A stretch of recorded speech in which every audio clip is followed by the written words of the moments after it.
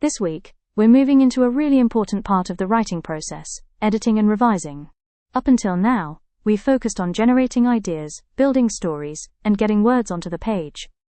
Now we're shifting into the stage where those ideas are developed and improved. This is where your writing really starts to take shape. Your first draft gives you the foundation, but editing is where you begin to refine it. You'll start to clarify your ideas, strengthen your sentences, improve the overall flow, make your writing more engaging for the reader. Think of it as moving from a rough version to something more polished. At this stage, you're looking at your work more critically and asking, how can I make this better? It's important to remember that no first draft is perfect. Every piece of writing goes through this stage. This is the point where your writing begins to improve, develop, and become something you're really proud of. Editing is one of the most important parts of the writing process. It's where your work really starts to improve and take shape. Editing helps you refine your ideas. Your first draft is often where you explore your thoughts. Editing helps you clarify those ideas, remove anything unnecessary, and make your message stronger. Strengthen your writing. You can improve weak areas, develop descriptions, and make your writing more impactful. This is where you turn something basic into something more powerful. Improve clarity. Editing helps make sure your writing is easy to understand. You can remove confusion, simplify sentences, and make your meaning clearer for the reader. Make your work more engaging. You can improve flow, vary sentence structure, and use stronger language to keep the reader interested. At this stage, you're thinking about the reader. You're asking, is this clear? Is this interesting? Does this keep the reader engaged? A first draft might be okay, it gets the idea across. But editing is what turns it into something that is clearer, stronger, more enjoyable to read. The key idea is this. Editing is the difference between something that works and something that really stands out. There are two main types of editing we're going to look at. Big picture editing, line editing. Both are important, but they happen at different stages. Big picture editing means stepping back and looking at your writing as a whole. Instead of focusing on individual sentences or small details, you're looking at the overall piece from a wider perspective. At this stage, you're asking, does this work as a complete piece of writing? You're not worrying about grammar, punctuation, or word choice just yet. Instead, you're focusing on the bigger elements such as the structure of the story, the clarity of your ideas, the development of characters, the overall flow. Think of it like looking at a map rather than a single street. You want to understand where the story starts, how it develops, where it ends, and whether that journey makes sense. You might realize a section is in the wrong place. Something important is missing, or part of the story doesn't quite fit. These are the kinds of things you fix at this stage. There's no point polishing sentences if the overall structure isn't working. That's why big picture editing always comes first. It's completely normal to make big changes here, even cutting or rewriting sections. This is a sign you're improving your work. The key idea is this. Focus on the whole piece first, then move on to the smaller details later. At this stage, you want to step back and look at your writing as a whole. Try to see it from the reader's point of view, rather than just as the person who wrote it. Ask yourself some key questions. Does the story make sense? Are the events clear and logical? Can the reader follow what's happening? Or are there parts that feel confusing or unclear? Are the characters believable? Do their actions and reactions feel realistic? Do they behave in a way that makes sense for who they are? Is the structure working? Does the story have a clear beginning, middle, and end? Does it build naturally? Or does it feel rushed or uneven?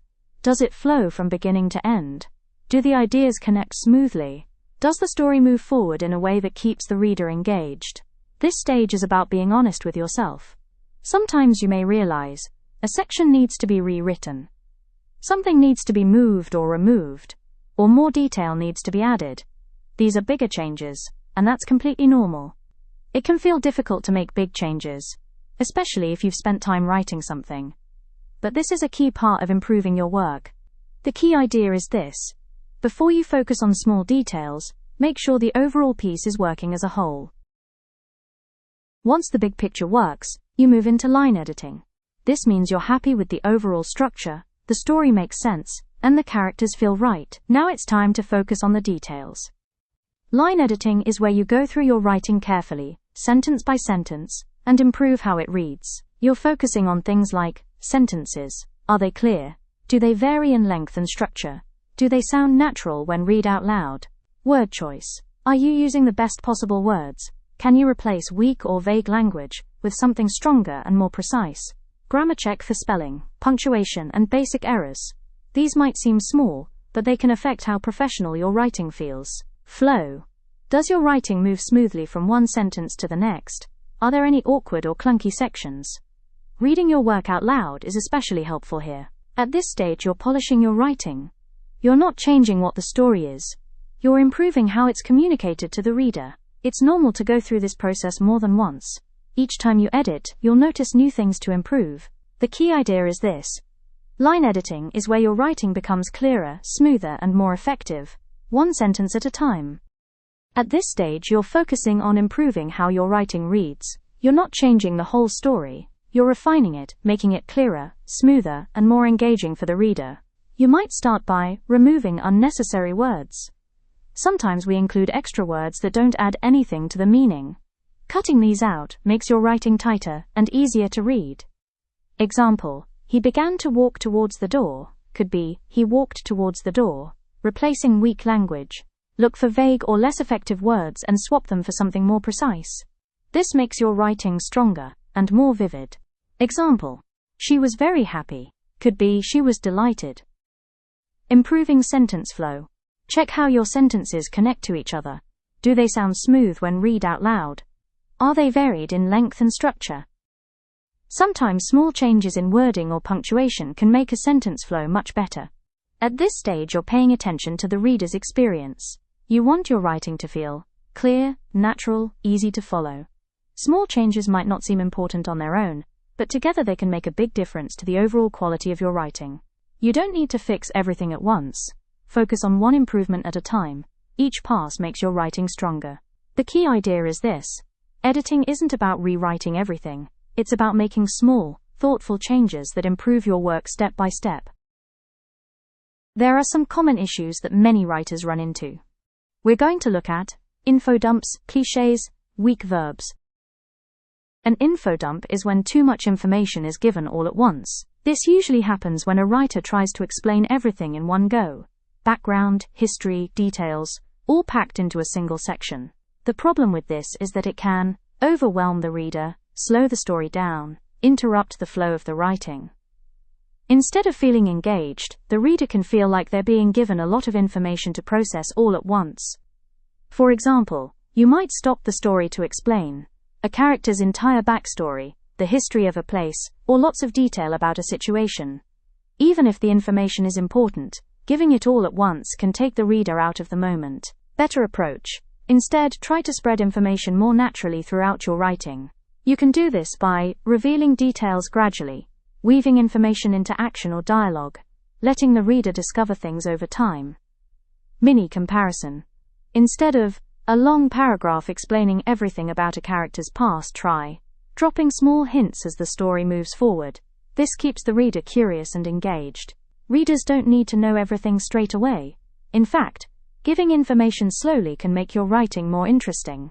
It's very common to include info dumps in a first draft. That's part of the process. Editing is where you shape and spread that information more effectively. The key idea is this. Don't give everything at once. Let your reader discover the story piece by piece.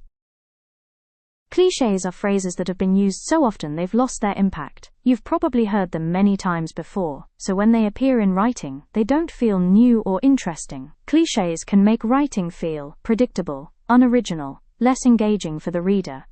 Because the reader already knows what's coming, it takes away any sense of surprise or creativity. Some common clichés include as cold as ice, heart of gold, at the end of the day, a roller coaster of emotions. These phrases aren't wrong, they're just overused.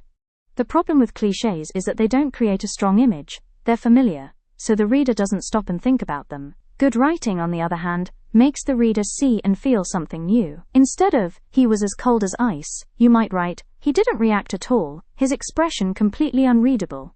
This feels more specific and original. Tip. If you catch yourself writing something that feels familiar or easy, pause and ask, is there a more original way I can say this? It's completely normal to use clichés, especially in early drafts. The important thing is recognizing them during editing and improving them. The key idea is this: try to move beyond familiar phrases and express ideas in your own unique way. When it comes to editing your work, it's important to take your time and approach it carefully. You're not just reading your writing, you're actively looking for ways to improve it. Read it carefully, don't rush. Read your work slowly, and if possible, read it out loud. This helps you hear how it flows and spot anything that sounds awkward or unclear. Look for repetition. Check if you've used the same words, phrases, or ideas too often. Repetition can make writing feel dull or repetitive, so try to vary your language. Check for unnecessary detail. Sometimes we include too much information that doesn't add to the story. Ask yourself, does this need to be here? If not, it's okay to remove it. Replace weak words. Look for vague or less effective words and swap them for something stronger and more precise. This makes your writing more vivid and engaging. Editing is about making deliberate improvements. Every change you make should have a purpose. To make the writing clearer, to make it more engaging, or to make it more effective overall. You don't have to fix everything at once. Editing often takes a few passes, each time focusing on something slightly different. The key idea is this: editing isn't about changing everything. It's about improving what's already there, step by step. Now let's talk about something every writer experiences: writer's block. This is when you feel stuck or unable to write. You might sit down with the intention to write, and nothing comes. Or you might start something and feel completely unsure where to go next. Writer's block can happen for lots of reasons. You don't know what should happen next. You're overthinking your writing. You're worried it won't be good enough. Or you're simply feeling mentally tired. It can feel frustrating, but it's a completely normal part of the process. Even some of the most successful writers in the world have struggled with writer's block. Stephen King has spoken about times where writing felt difficult, despite his success. J.K. Rowling experienced periods of self-doubt and struggled while writing parts of the Harry Potter series. Ernest Hemingway often found writing challenging and used strict routines to push through difficult days. Maya Angelou would sometimes rent hotel rooms just to focus and overcome creative blocks. So if you ever feel stuck, it doesn't mean you're not a good writer. It just means you're going through the same process that every writer goes through. The key is not to wait for inspiration or the perfect moment. Instead, focus on small steps. Write a little. Keep going. Don't give up. Writer's block isn't a sign to stop. It's just a moment to pause, reset, and then keep moving forward. Alongside writer's block, many writers also struggle with self-doubt. You might start questioning yourself, wondering if your writing is good enough, or if anyone will even want to read it. This can show up in different ways: comparing your work to others and feeling like yours doesn't measure up, overthinking every sentence, wanting to edit before you've even finished writing, feeling stuck because you're worried about getting it wrong. All of this can slow you down or even stop you from writing altogether. It's really important to understand that this happens to everyone, even experienced writers. No matter how skilled someone is, they still have moments where they doubt their work. The difference is they don't let that doubt stop them. Try to see self-doubt as part of the process, not a sign that you're doing something wrong. It often means you care about your writing and want to improve. The key is not to get rid of self-doubt completely, but to keep writing despite it. Some simple strategies can really help when you're feeling stuck. You don't need anything complicated, just small, practical steps to get you moving again. Start small, write a few sentences. You don't need to write a full page or a perfect paragraph, just begin with a sentence or two. Often, starting is the hardest part. Once you begin, it becomes easier to continue. Don't aim for perfection. Trying to get everything right straight away can stop you from writing at all. Give yourself permission to write something messy or incomplete. You can always improve it later. Take breaks if needed. Sometimes stepping away for a short time can help clear your mind. When you come back, you often see things more clearly. Change your environment. A different space can make a big difference. Try moving to another room, going somewhere quiet, or even just changing where you sit. A fresh setting can help reset your focus. These strategies aren't about writing perfectly. They're about getting unstuck. The goal is simple. Just get moving again. Even small steps forward are still progress. Confidence builds over time. It's not something you suddenly wake up with. It develops gradually as you keep writing, learning, and improving. You can help build your confidence by focusing on a few key things. Writing regularly. The more you write, the more comfortable it becomes. Even small amounts of writing help build momentum and make the process feel more natural. Focusing on progress, not perfection. It's easy to feel discouraged if you expect everything to be perfect straight away. Instead, focus on improving bit by bit. Every draft you write is a step forward. Accepting mistakes as part of learning. Mistakes aren't failures. They're how you learn what works and what doesn't. Every writer makes them, at every level. It's completely normal to doubt yourself sometimes. Even experienced writers question their work. The difference is, they keep going anyway. The key idea is this: confidence doesn't come before you start writing. It comes because you keep writing. Let's recap what we've covered today. Editing improves your writing. This is where your ideas become clearer, stronger, and more effective. Big picture and line editing both matter. First look at the overall structure, then focus on the detail. Avoid common pitfalls. Things like info dumps, cliches, and weak verbs can weaken your writing if you're not aware of them. Writer's block is normal. Every writer experiences it at some point, so don't let it discourage you. Confidence grows with practice. The more you write and edit, the more comfortable and confident you'll become. Writing is a process.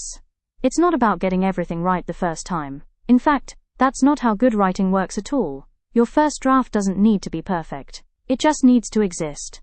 That first version is you getting your ideas down, exploring your story, and giving yourself something to work with. Editing is where your writing becomes stronger.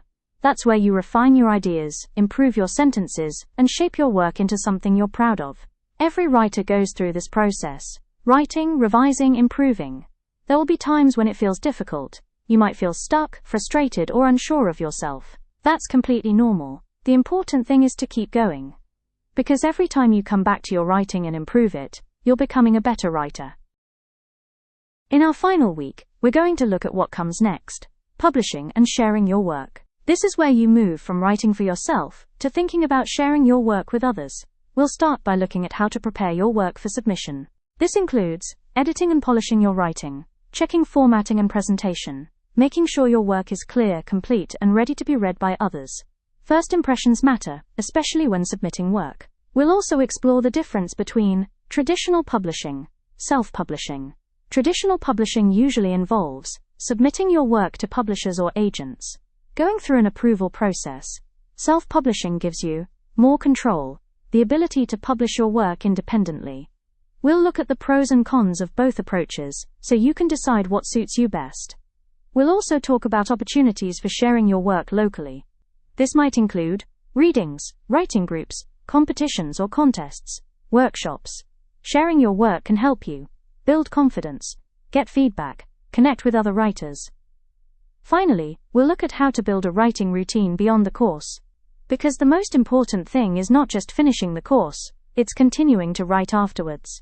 We'll talk about setting realistic writing goals, creating a routine that works for you, staying motivated over time.